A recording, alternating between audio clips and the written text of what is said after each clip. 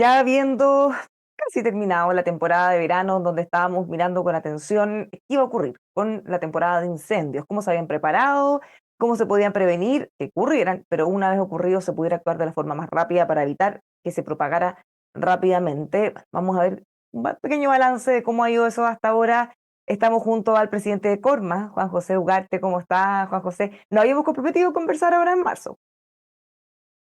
Tal cual, Bárbara, muy buen día. Tratado de compartir este espacio de balance y de proyecciones, porque es muy importante destacar, se acabaron las vacaciones, pero no los incendios. Estamos Bueno, lo había- combatiendo hoy 27 incendios, así que, como habíamos bueno, comentado en su momento, la temporada iba a ser extendida. de hecho, pues el fenómeno del niño, dicen, podía extenderse todavía el tiempo de más calor y eso podría también ayudar, lamentablemente, a que pudiera extenderse la temporada de incendio, ¿no? Tal cual, y estamos con, como te decía, 27 incendios, 7 de ellos localizados en la comuna de Tirúa, que ya ha consumido casi 500 hectáreas y eso provocado el domingo al final de la tarde por 19 focos simultáneos que se encendieron de manera planificada, concertada, con el fin de dañar, con el fin de quemar. Y eso representa hoy día entonces 7 incendios activos en la comuna y como te decía, con más de 500 hectáreas ya consumidas por el fuego. Partamos con esto, Tirúa, ustedes denunciaron que hay intencionalidad en estos focos de incendio y que incluso hubo disparos contra brigadas de combate, cosa que posteriormente autoridades pusieron en duda, dijeron que no ocurrieron los disparos. ¿Qué es lo que está ocurriendo allá? Claro, esto es calificado técnicamente como una zona roja, es una zona en la cual hay que actuar con resguardo para poder intervenir. Estuvo muy afectada por el robo de madera. Estas bandas delictuales han amenazado a los pequeños propietarios o te robo o te quemo. Parte de aquello, entonces, lo que estamos viendo hoy día, eh, tenemos el apoyo del delegado provincial de Arauco, el delegado Toro, para poder contar con el apoyo de la Jefatura de Defensa Nacional, con la Armada de Chile, con Carabineros, para poder contener el perímetro y que nuestros brigadistas actúen sobre seguro en el combate al incendio, ¿cierto? Aunque resulte paradójico, hay que proteger a quienes nos protegen. Esa es la manera en que estamos actuando hoy día en Arauco y agradecer la valentía de estos brigadistas que están directamente en el foco del incendio combatiéndolo. Ya, pero ¿qué pasa con los disparos? ¿Hubo o no entonces? Los vecinos reportaron disparos. Originalmente se dijo que habían sido dirigidos contra aeronaves de CONAF.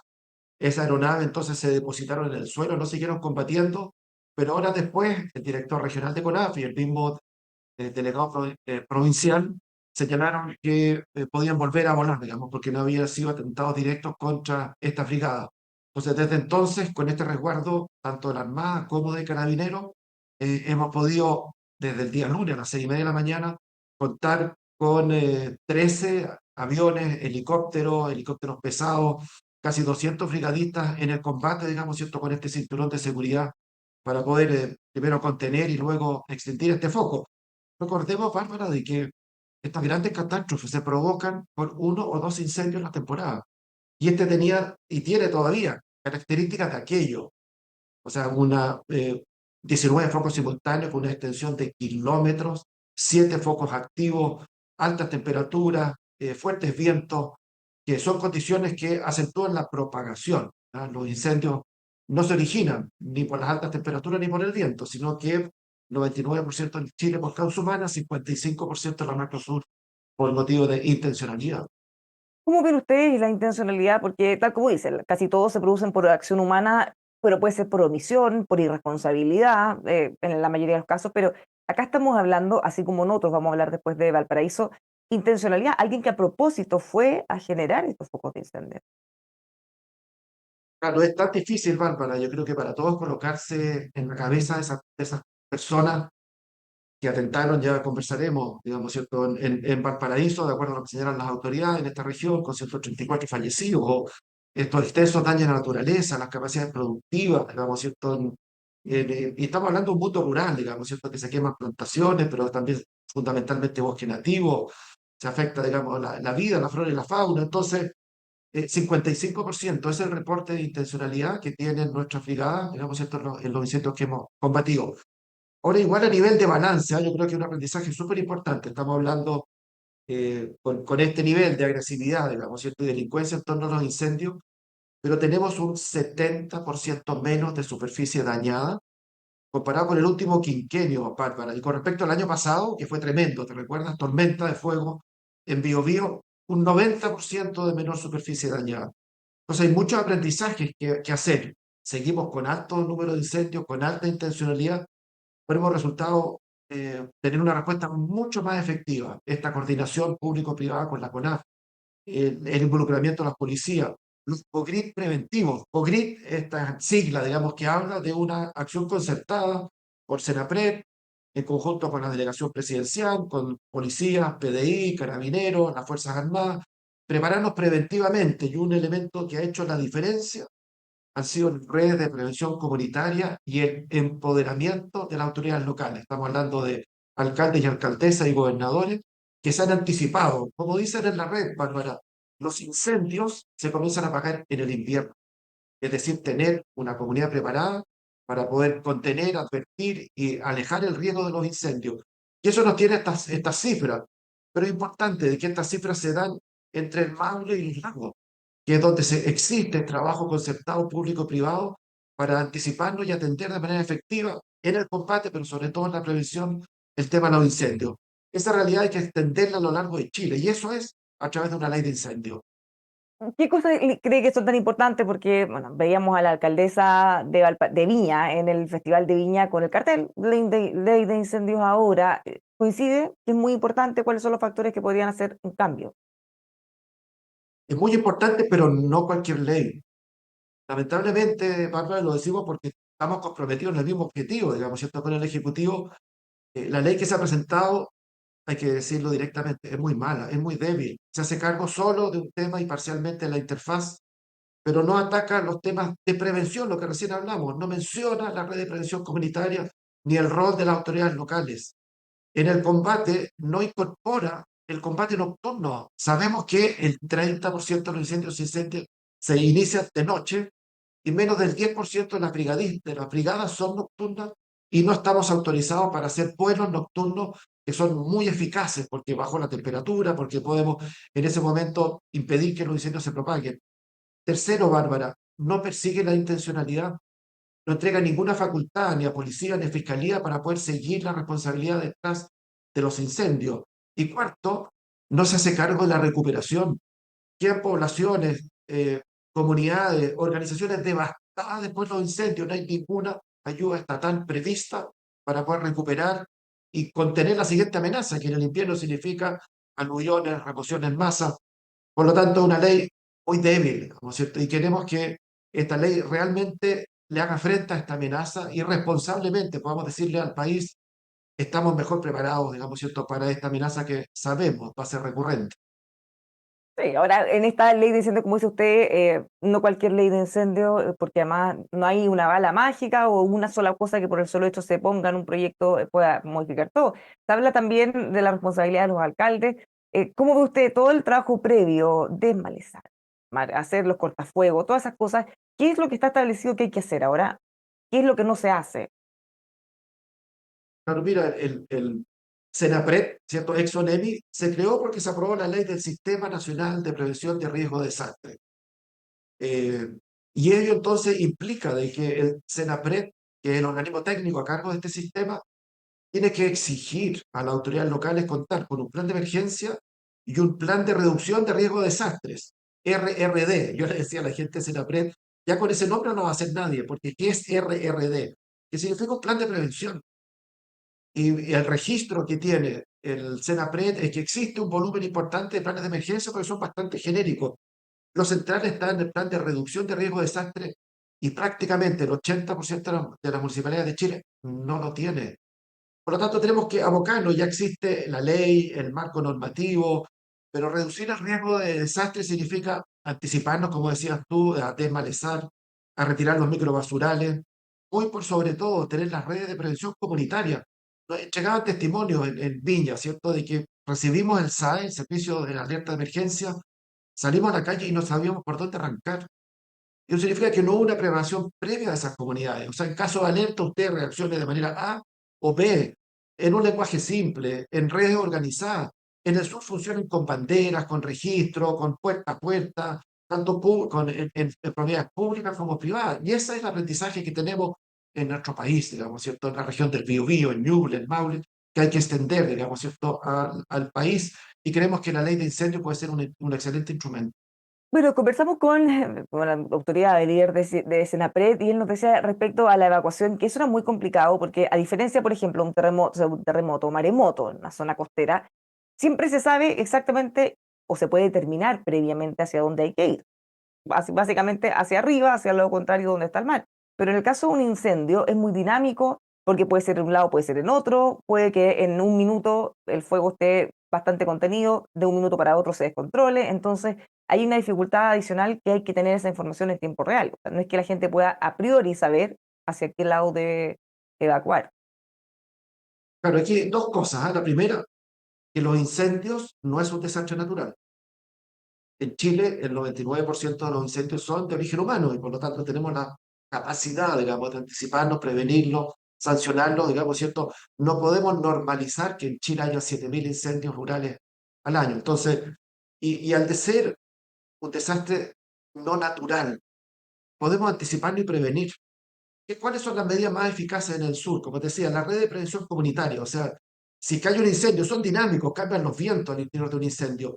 Pero si tú tienes una organización piramidal, tienes un presidente de una red de prevención comunitaria, que tiene un WhatsApp con todos los agentes intermedios, que va con el puerta a puerta, que tiene un sistema de bandera, entonces hay una comunicación súper efectiva. O sea, se levanta la emergencia sin más información, porque el detalle es local, pero eso luego baja a redes de prevención que sí tienen un conocimiento básico de dirección del viento, vías de escape, que están previamente mapeadas. O Y sea, en el entonces, fondo, efectivamente, hay una generar esa. coordinación local que es fundamental. Claro, en el fondo lo que podría ayudar la ley de incendio en esto en concreto es a generar esa estructura, que quede muy clara, que sea conocida, que esté muy bien comunicada, cosa que en caso de emergencia, bueno, se active este protocolo de crisis y funcione rápidamente con esa información de momento que se necesita. Claro, y preguntarnos, digamos, ¿cierto? En la región de Valparaíso, en la región metropolitana, en la región de O'Higgins, digamos, ¿cierto? ¿Cuántos COGRID preventivos se hicieron? En los COGRID nacionales, digamos, ¿cierto? Están todos los organismos policiales, la ministra del Interior, el subsecretario, el director de Senapred. Se invita a las redes de prevención comunitaria, insisto, digamos, ¿cierto? Que están muy activas entre Maule y Araucanía. O sea, hay un trabajo concertado. Entonces, ¿qué pasa en la zona central de Chile? ¿Qué pasa en el norte? Hubieron muchos incendios en Coquimbo. ¿Qué pasa en la región austral? Aysén, Magallanes. Y por eso una ley de alcance nacional que coloque la red de prevención comunitaria y el rol de las autoridades locales arriba, digamos, ¿cierto? En términos de seguridad, creemos de que es una tremenda oportunidad y nos duele mucho de que no esté ya contenida en la actual proposición de ley de incendio, que en esta hora se está debatiendo en la sala de la Cámara con discusión inmediata, digamos, que ha colocado el Ejecutivo para. Ahora hagamos el balance en general de la temporada. ¿Cómo fue el desempeño? Nosotros habíamos conversado hace poco tiempo que se habían hecho inversiones históricas, que estaban muy preparados, que habían hecho coordinaciones de alianza público-privada con las autoridades para poder estar mejor preparados. ¿Cómo ha sido el balance de eso? Claro, voy inmediatamente al balance en la macrozona forestal, digamos, ¿cierto? Pero yo creo que todos, digamos, ¿cierto? Estamos con el corazón encogido por los 134 compatriotas fallecidos en la región de Valparaíso. Entonces, cualquier balance del año 2024 va a partir diciendo, este es el quinto incendio de mayor afectación humana en la historia del planeta de este siglo XXI. O sea, estamos hablando de un incendio con 184 fallecidos de esa magnitud, digamos, ¿cierto? A nivel global solo hay cuatro que lo han superado en estos 24 años que llevamos del siglo. Entonces, realmente una tragedia global. En la zona sur, digamos, ¿cierto? En la zona en que existe esta coordinación, protocolos entre el sector público y privado, aumento de presupuesto, dotación de aeronaves, equipamiento profesional, entrenamiento de bomberos, como te decía, tenemos un 30% menos de incendio, 55% de intencionalidad, pero con respecto al año pasado, un 90% menos de afectación. ¿Esto por qué? Porque apagamos muchos incendios en el invierno con las redes de prevención y las autoridades locales, porque tenemos mayor dotación de aeronaves y recursos profesionales que actúan concertados, multiplicando por dos los recursos en los primeros 20 minutos, que son los críticos para extinguir el incendio apenas se inicia, y luego una capacidad concertada para poder extinguirlo, que nos tiene entonces en estas cifras tan positivas. yo no me habría imaginado, digamos, cuando me he hecho una temporada de que íbamos a tener esta reducción de un 90% de superficie cuando estamos hablando de un 70% de incendio con respecto a esa misma temporada y un 55% de intencionalidad. O sea, hay aprendizajes locales, digamos, y que creo que consideramos de que la ley puede ser una buena manera de extendernos como una realidad nacional. ¿Qué pasó en la quinta región, pese a toda la preparación que habíamos dicho antes? ¿Por qué se salió de esa forma de control, teniendo toda la afectación y sobre todo la dolorosa pérdida en vidas humanas? Claro, aquí yo creo que hay que hacer doble clic en dos focos. Primero, en el origen, eh, y en eso las autoridades, digamos, ¿cierto?, han señalado en distintas tribunas que existe evidencia sobre la intencionalidad, pero, Bárbara, de las cientos de denuncias y querellas que han presentado las empresas forestales, no hay ningún detenido. Y por lo tanto, la capacidad de llegar a asignar responsabilidades, lamentablemente, creo que va a ser muy difícil. No es por desalentar las capacidades de investigación, pero nuestra experiencia en los últimos años, por eso, entregar facultades a Fiscalía y Policía, digamos, la ley de incendio es un elemento clave. Y en segunda, digamos, ¿cierto?, es la labor preventiva y el manejo del siniestro. Entonces, cuando no están solucionados los temas de interfaz, cuando sí permanecen los microbasurales, cuando no hay red de prevención comunitaria, wow, digamos, se producen tragedias como la que hemos vivido. Entonces, creo que hay que hacer foco, digamos, ¿cierto?, en esas dos investigaciones. No concentrarnos únicamente en el origen del siniestro, porque además el pronóstico de resultados es bastante débil, sino que y hay centros académicos que han ingresado a estudiar esto, digamos, ¿cierto? Cómo se propagó el incendio, cómo fue la afectación, cómo fue, digamos, ¿cierto?, la eventualidad, digamos, de contar con rutas expeditas y aprender de esta experiencia, dolorosa experiencia, y el trabajo sobre estas redes de prevención comunitaria, el empoderamiento de autoridades locales, el de tener los planes de reducción de riesgo de desastre en materia de incendios, creo que es materia pendiente. Y en el caso de los aprendizajes, de lo que se saca acá y las proyecciones para este año y el que viene. Claro, por eso eh, suena tal vez reiterativo, Bárbara, de que uno hable de una ley, así como si un papel con un timbre va a cambiar la realidad. Pero tenemos nosotros la experiencia reciente, Bárbara, que con la ley del robo de madera, en 18 meses el robo de madera se redujo en un 82% de dinero que estaba en el medio rural y que financiaba actividades delictuales y terroristas.